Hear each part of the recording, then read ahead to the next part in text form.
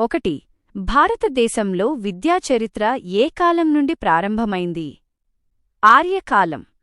2. సమాజంలో అంతర్భాగమై విలువల నిర్ణయాలకు ప్రాణం పోసేది ఏది? విద్యా వ్యవస్థ. 3. వాంగ్మయ ఆధారాలు లభించని భారతదేశ మొదటి నాగరికత ఏది? సింధు నాగరికత. 4. భారతదేశ చరిత్రలో విద్యా విధానాల సరైన క్రమం ఏది? వైదిక, బౌద్ధ, ఇస్లాం, ఆధునిక. 5. ఆర్యులు ఏ ప్రాంతం నుండి గంగా సింధు మైదానాలకు విస్తరించారు? సప్త సింధు ప్రాంతం. 6.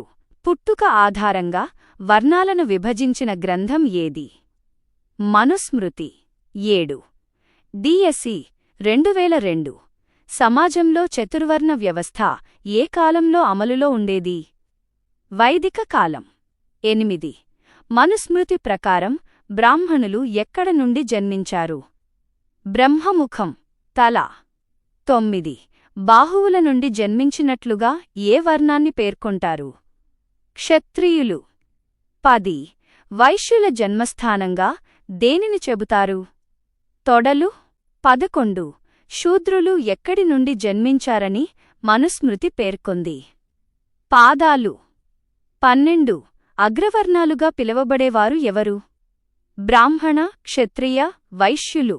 13. టెట్ 2012 వైదిక కాలంలో ఎవరికి విద్యను నిరాకరించారు? శూద్రులు. 14.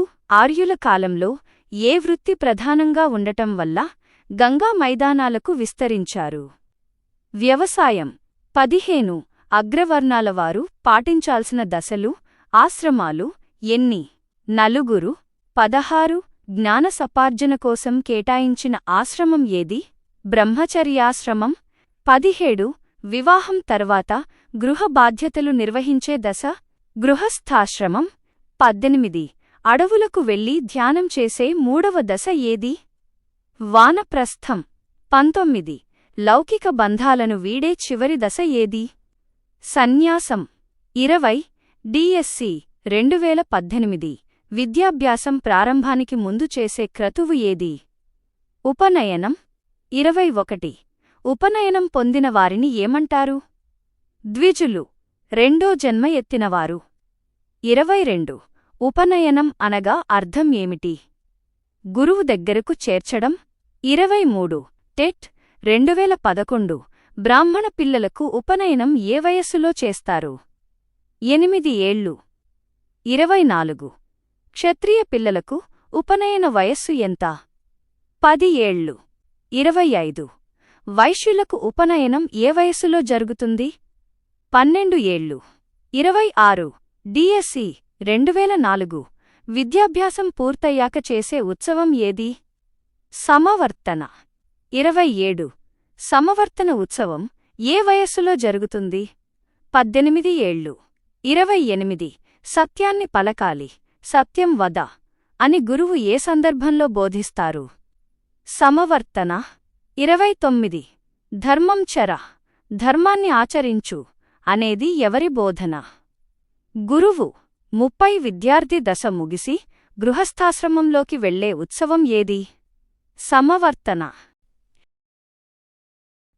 31. వైదిక కాలంలో పాఠశాలలను ఏమని పిలిచేవారు? గురుకులాలు. 32. గురుకులాలు ఎక్కడ ఉండేవి? జనసంచారానికి దూరంగా, అడవులలో. 33.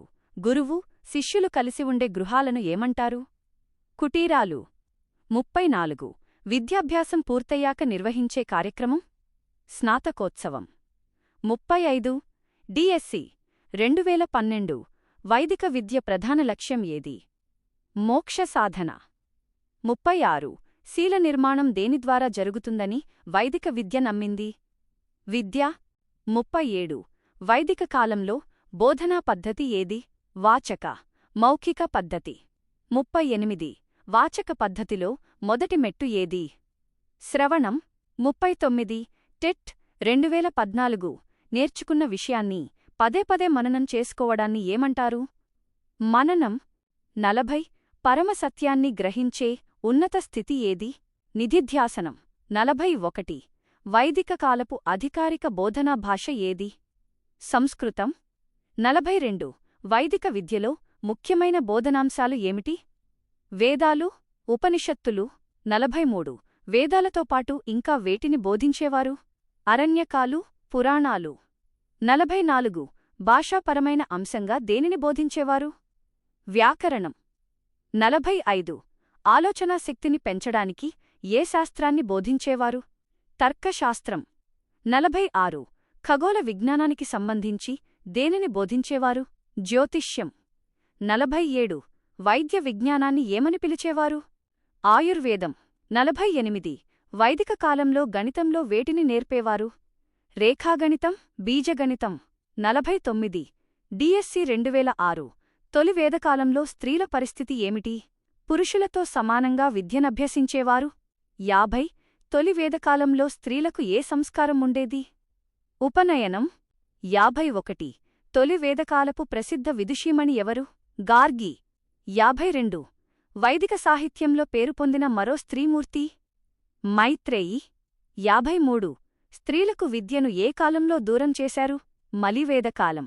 54 ఏ గ్రంథం వల్ల స్త్రీల స్వేచ్ఛ హరించబడింది? మనుస్మృతి. 55 గురు శిష్యుల మధ్య సంబంధం ఎలా ఉండేది? తండ్రి కొడుకుల వలె. 56 గురువుకు శిష్యులు చేసే సేవలను ఏమంటారు? శుశ్రూషలు. 57 గురువులు విద్యకు ప్రతిఫలంగా ఏ రుసుము తీసుకోలేదు? బోధనారుసుము. 58 విద్య పూర్తయ్యాక శిష్యులు సమర్పించేది? గురుదక్షిణ. 59 టీట్ 2017 ప్రతిభావంతుడైన విద్యార్థితోటి విద్యార్థులకు బోధించే పద్ధతి? మోనిటోరియల్ విధానం. 60 వైదిక విద్య వైఫల్యానికి కారణం ఏమిటి? వర్ణవివక్ష, స్త్రీ విద్య నిషేధం.